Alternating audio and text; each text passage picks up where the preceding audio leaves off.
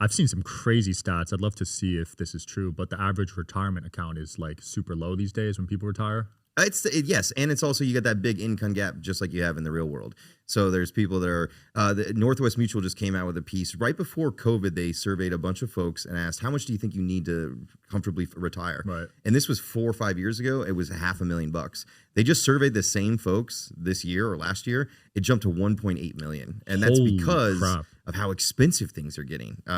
Inflation is people. This is, I think, a common misnomer for most folks is they think inflation is like a reset button at every year, but it's actually cumulative. My favorite comparison is there was a meme on X where it was like, I'm on a weight loss program. I gained 5 pounds a year ago. I gained 10 pounds the year before that, 11 pounds the year before that. But this year, I lost 4 pounds. So why am I still fat? Well, because it's cumulative, right? You can't actually just have one good year of losing inflation and it doesn't erase the rest of it. Yeah. So prices are rising exponentially. We're printing more money than we were having before. So at the same time where you're paying more today, if you put even just $100,000 in the savings account and just let it sit there, the yield you're getting is not keeping up with inflation itself. So you're kind of getting this double whammy effect.